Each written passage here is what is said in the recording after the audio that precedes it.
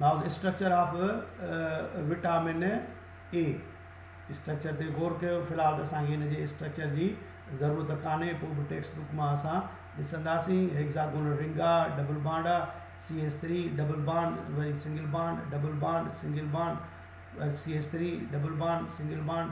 हर कुंड ते तव्हांखे ख़बर आहे त कार्बन हूंदो आहे, हाइड्रोजन असां सेट कंदासीं, सभिनी खे गॾु करे तव्हां हुनजी मालिकुलर फार्मूला बि ठाहे सघो था।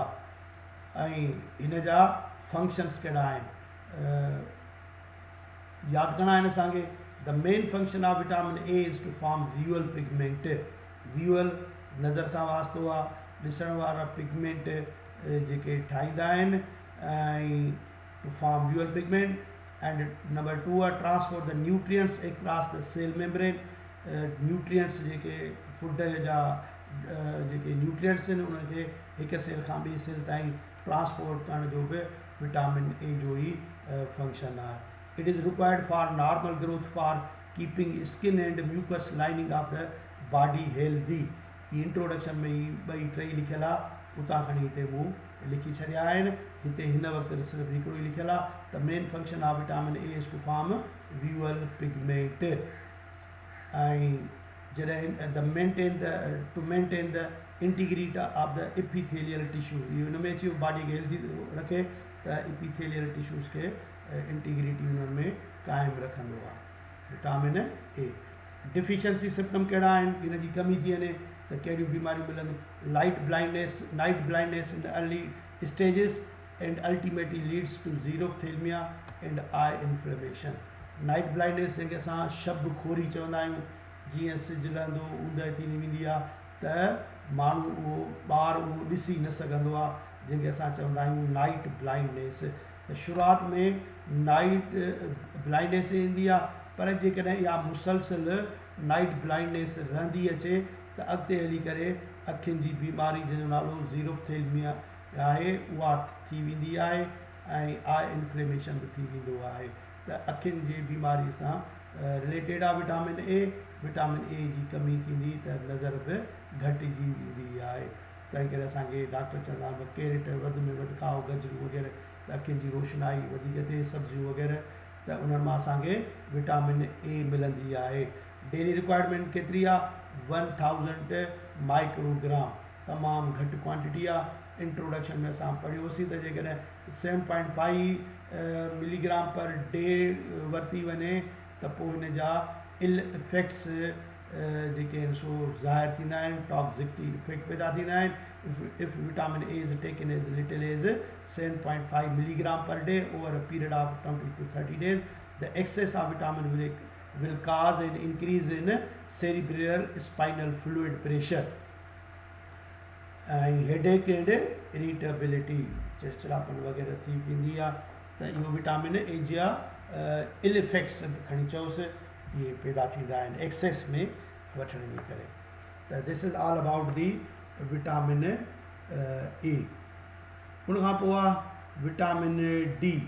विटामिन डी खे असां ॿियो बि नालो ॾींदा आहियूं एंटी रेकिटिक। त ॿई कॉमन नाला आहिनि, विटामिन डी ऐं एंटी रेकिटिक। एंटी रेकिटिक छो त रेकिट्स जी जेका बीमारी थींदी आहे उनजे बरख़िलाफ़ कमु कंदो आहे, तंहिं करे नालो एंटी रेकिट बि हिन जो पइजी वियो। हिन जो केमिकल नालो आहे it belongs to the steroid जो क़िस्म आहे हुनजो, स्टीरोल, एर्गोस्टीरोल, कैल्सीफिरोल, इन सां हिन जो वास्तो आहे। कैल्सीफिरोल हिन जो केमिकल नालो आहे। अचो स्ट्रक्चर ॾिसूंसि। Chemically vitamin D is related to sterols. Sterol तव्हांखे ख़बर आहे, लिपिड वारे हिसे में पढ़ी आयासीं। स्टीरोल जंहिंमें ABCD असां रिंग रखी हुईसीं। The active vitamin D was prove to be calciferol. त ईअं चओ त हिन जो केमिकल नालो हिकिड़ो थियो वञी कैल्सीफिरोल थियो। Which could be form from its provitamin ergosterol. Ergosterol छा आहे? प्लांट स्टीरोल आयो ऐं उन प्लांट स्टीरोल मां माना ईअं खणी चओ त इहो प्रोविटामिन आहे। प्रोविटामिन तव्हांखे ॾिसूं त विटामिन जो ठाहींदड़, त उहो एर्गोस्टीरोल आहे। एर्गोस्टीरोल ते जॾहिं अल्ट्रावायोलेट रेज़ पवंदा, रेडिएशन पवंदा त हू तब्दील थी वेंदो आहे Ergo calciferol vitamin D2। Vitamin D2 में कन्वर्ट थी वेंदो प्लांट जो एर्गोस्टिरोल। ऐं जेको एनिमल में थींदो आहे उन प्रोविटामिन खे असां चवंदा आहियूं 7D हाइड्रोकोलेस्ट्रोल। छा चइबो आहे हुनखे?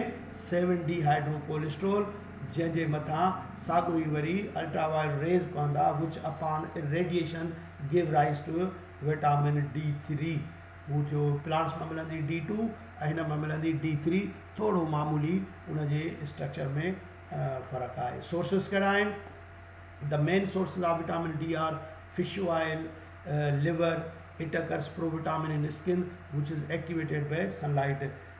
वैसे तो विटामिन D को फूड के रास्ते हासिल करने की ज़रूरत नहीं, क्योंकि हमारे गर्म इलाके जितने सूरज निकलता है तो वो स्किन पर उसकी अल्ट्रावायलेट पड़ती है रोशनी, तो ये जो हमने बताया कि 7D हाइड्रोकोलेस्ट्रोल ये उसका प्रोविटामिन है और उसी से ये विटामिन D बन जाती है।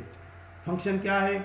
It is crystalline in the nature and control the metabolism of calcium and phosphorus in the body, और it increases the absorption of the calcium and phosphorus from intestine. Vitamin हम जो food लेते हैं उसमें calcium होता है जैसे milk में मिलता है, फास्फोरस होता है, तो उनको इंटेस्टाइन से एब्जॉर्ब करने का काम किसका है? विटामिन D का है। माना ये लफ्ज़ इस तरीके से हम कह सकते हैं कि control the metabolism of calcium and phosphorus.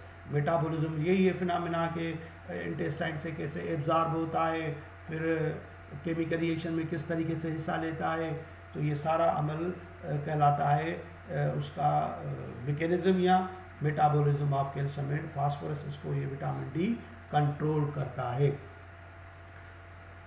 It is required for normal growth in animal. Normal growth में इसकी वजह से होती है। और इनकी डिफिशिएंसी सिम्टम क्या है? अगर कमी हो जाए, if diet does not supply this vitamin then the depletion of the calcium and phosphorus take place. ज़ाहिर है फास्फोरस और कैल्शियम को ये एब्जॉर्ब करता था तो उनकी कमी हो जाएगी, डिप्लीट हो जाएगी, कमी हो जाएगी। डिप्लीट मीन्स कमी हो जाएगी कैल्शियम और फास्फोरस की। और आपको पता है कि कैल्शियम और फास्फोरस बोन फॉर्मेशन में हिस्सा लेता है, तो यकीनन की डिफिशिएंसी की वजह से causes the teeth decay and softness of the bone. Bone soft हो जाएगा, नरम थी वेंदो, माण्हू खे धिको ईंदो, टंग ॿार जल्दीअ में भॼी पवंदी। ऐं पोइ इहा जेकॾहिं डिफिशिएंसी मुसलसिल बचपन खां वठी क़ाइमु रहे थी, बरक़रार रहे थी, त पोइ बीमारी थींदी आहे, leads the disease known as rickets. उन करे नालो ई कहिड़ो हुअसि? Anti rachitic. त हीअ रिकेट जेका बीमारी थींदी आहे, हॾियूं टेढ़ियूं सेढ़ियूं थी वेंदियूं आहिनि, माण्हूअ जी स्ट्रक्चर जेका अपीयरेंस उहा ई सिधी न हूंदी आहे, टेढ़ी सेढ़ी थी वेंदी आहे, छो त हॾियूं कमज़ोर ऐं वीक जेके कमज़ोर थी वेंदियूं आहिनि, त उन करे टेढ़ी सेढ़ियूं थी वेंदियूं आहिनि ऐं जल्दीअ में टुटी पवंदा आहिनि। त इहा रिकेट बीमारी ख़तरनाक बीमारी आहे, विटामिन D जी कमीअ जे करे थींदी आहे। घणो करे त rickets generally occurs in early stage of the growth of the child. बचपन खां ई इहा बीमारी शुरू थींदी आहे। हाणे हिन जा टॉक्सिक इफेक्ट कहिड़ा आहिनि, इल इफेक्ट कहिड़ा आहिनि? त excess of vitamin D is harmful as it cause loss of appetite and thickening of bones. Appetite बुख खे चइबो आहे, बुख ई न लॻंदी, ज़ाहिर आहे बुख न लॻंदी त माण्हू खाधो ई न खाईंदो, खाधो ई न खाईंदो त ज़ाहिर आहे त वीकनेस अची वेंदी, बॉडी ग्रोथ न थींदी। त appetite and thickening of bones and calcification of joints and soft tissues.